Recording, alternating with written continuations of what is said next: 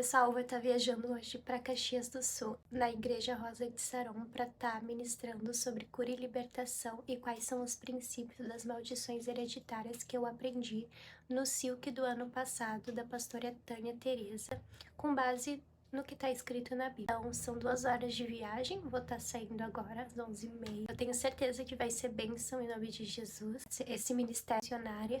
A gente fica com expectativa, né? Deus pode fazer através da nossa vida. O que importa é que a expectativa no bem e na fé de que Ele pode transformar a sua vida a partir de hoje, do momento que você tomar uma posição no mundo espiritual. E Deus nos deu autoridade para isso. Em Gênesis 4:7, quando Deus fala para Caim, então ele disse: porque está irado e porque decaiu o teu semblante. E se procederes bens, não será aceito, e se todavia procederes mal, eis que o pecado jaz à porta, de te cumpre dominá-lo, e o seu desejo será contra ti, mas a ti te cumpre dominá-lo. Ele já avisou, ele sabia, porque Jesus conhece o presente, o passado e o futuro, e ele sabia o que estava passando na mente dele. E mesmo assim ele disse que de ti cumpre dominar esse desejo.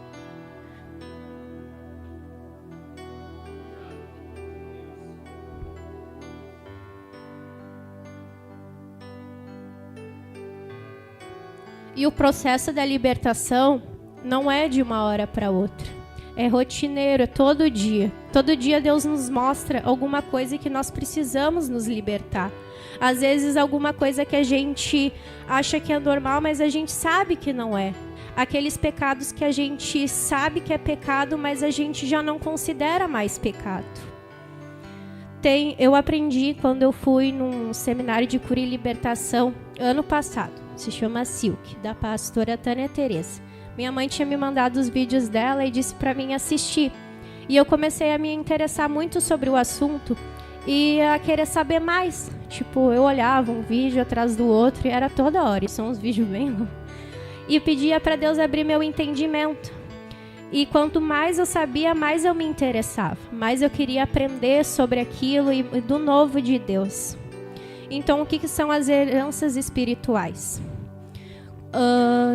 Tem um versículo que fala que Deus visita a iniquidade nos pais e nos filhos até a 4ª geração, em Êxodo 25, mas que Ele abençoa até 1000 gerações.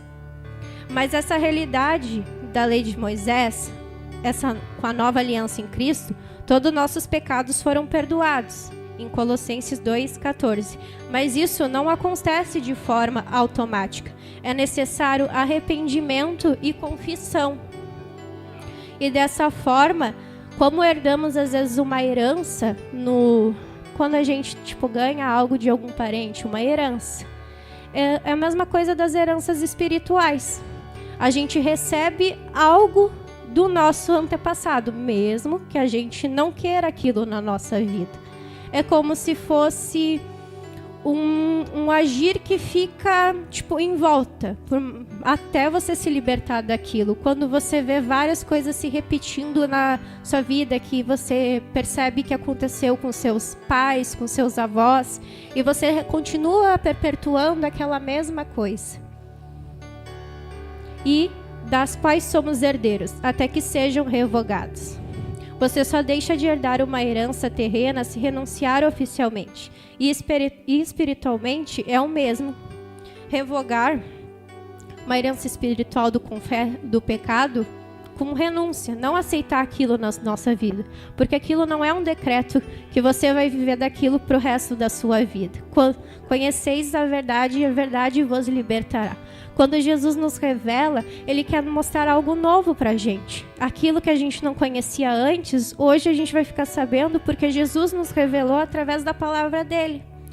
E muitos pecados que precisam ser renunciados. Tanto os nossos, aqueles que a gente não fala, que a gente fica com vergonha.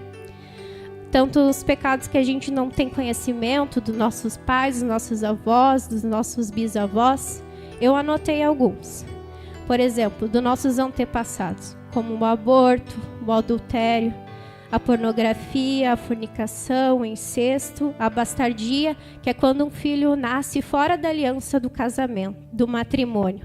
Isso traz consequências espirituais sobre a vida daqueles que virão. a idolatria, o enriquecimento ilícito, assassinato e roubo. A bastardia, por exemplo, pode gerar uma rejeição, um vazio na pessoa, uma dificuldade de ver Deus como Pai. Porque muitas vezes a gente vê somente Deus como Senhor, mas não consegue chegar nele como Pai e se botar na posição de filho. Por falta de conhecimento, o meu povo perece. Em Oséias 4:6. Muitos cristãos salvos ficam aprisionados espiritualmente por não entenderem e não desligarem essas heranças espirituais. Eu também não entendia muito do assunto, mas Deus trabalhou no meu coração. Quando eu fui lá no Silk, eu percebi que eu tinha muita mágoa, muita tristeza em relação a coisas que aconteceram na minha vida. Tanto atitudes, às vezes, dos meus pais em relação a mim, eu achar e me sentir injustiçada porque aquilo estava acontecendo, ou coisas que eu via que só perpetuavam. Às vezes, alguma dificuldade financeira, a gente acaba sempre se pondo numa situação difícil. E a gente não sabe até quebrar essas heranças. A gente não pode aceitar aquilo como verdade na nossa vida. E a confissão, ela liberta.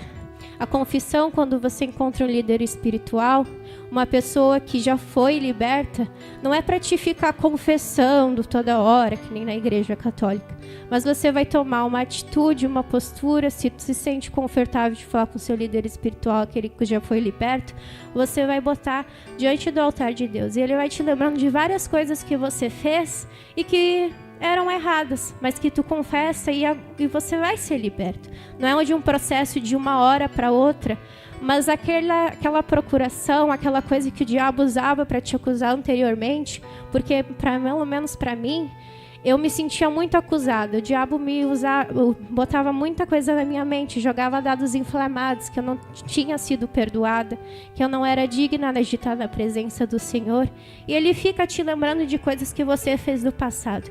E confessando e entregando nas mãos de Deus, você tira toda a ação do maligno sobre a sua vida, porque ele já não vai mais ter poder para te acusar, porque você vai ter entregado. E aquilo que ele dizia, usava para dizer, você não é capaz, Jesus vai estar te libertando. Porque ele disse, não, eu morri por ele, agora ele está comigo. E na Bíblia diz assim, Mateus 18:18, em verdade vos digo que tudo que ligardes na terra será ligado no céu, e tudo que desligardes na terra será desligado no céu.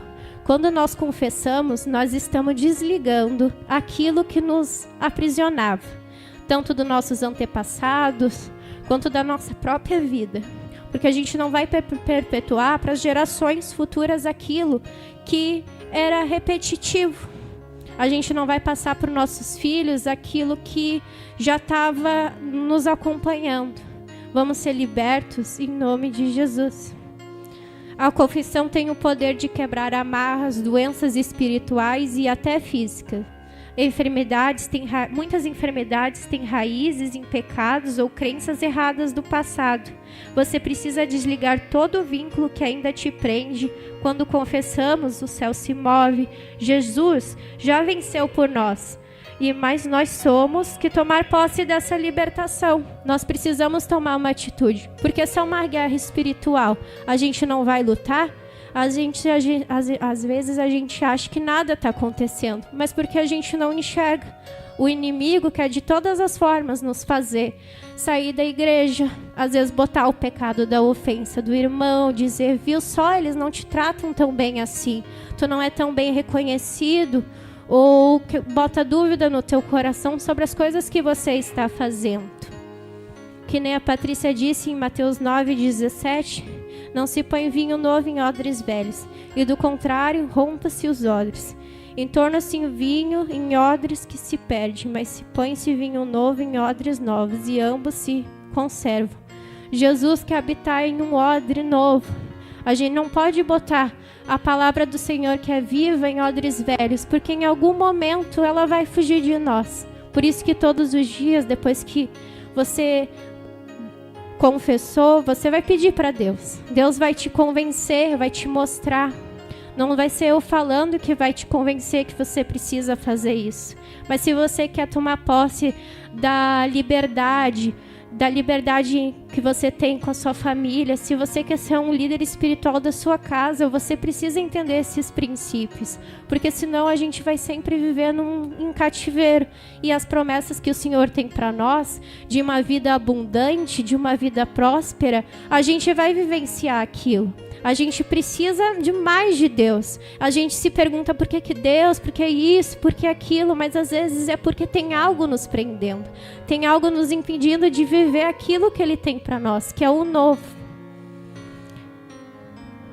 E aqui diz assim: se não confessais os pecados para o ressentimento.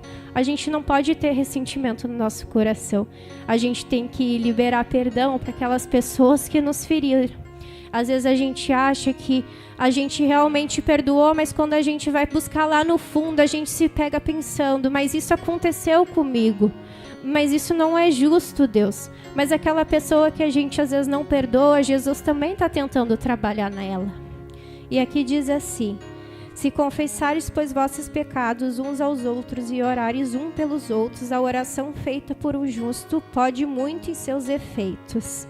Se nós orarmos em conjunto, você vai desligar aquilo que te prendia, porque se tudo que é ligado no céu, tudo que é ligado na terra e tudo que é desligado no céu, nós estamos quebrando aquilo, quebrando aquelas amarras que nos prendiam.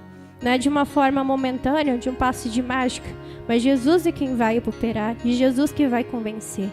E tudo aquilo que você lembrar, você às vezes nem sabe o que seus antepassados fizeram, ou se seus pais, seus avós, mas você vai confessar tudo, porque não importa. O importante é ser livre e ser liberto. E a partir do momento que houver arrependimento, a confissão com o líder espiritual, aquela pessoa que você se sente confiante, você vai pedir para Deus, para que Ele te mostre, te revele, te dê direcionamento para aquilo que Ele tem. Porque não tem uma pessoa que não tenha pecado. Seja o pecado mais simples que exista, principalmente para nós jovens. A gente é muito tentado no mundo. Os amigos dizem, não vai por aí, vamos fazer tal coisa. E quando vê, a gente já está no embalo. Já está fazendo aquilo que não era. E depois, para voltar para os caminhos do Senhor, é difícil. Porque a igreja é chata. Mas Jesus não é chato. O mundo quer que ache que Jesus é chato, porque ele sabe o que tem aqui dentro é algo grande e precioso. E quando fizeres as renúncias da herança, não é como se você fosse renunciar toda vez essas heranças. Você vai pedir para Deus gerar arrependimento no seu coração e vai se arrepender uma vez. E se depois você lembrar de alguma coisa, você confessa. Mas depois que você desligou uma vez essas heranças hereditárias, elas já estão revogadas. Porque quando a gente vai no judiciário, quando a gente recebe uma herança, a gente recebe essa herança querendo ou não. A gente ganha ali e mesmo assim a gente precisa revogar. Porque se a gente não quer, a gente tem que ir lá no juiz dizer, não, eu não quero, e vão lá e faz um tratado que não quer aquela herança. É da mesma maneira, você vai estar renunciando àquela herança. E depois de uma vez renunciado, você já não tem mais o que renunciar. A não ser que você vier pecar novamente. Mas daí você vai botar na cruz do Calvário, vai pedir forças para Deus, para que aquilo que não foi tratado ou curado totalmente, Ele venha te mostrar e te revelar.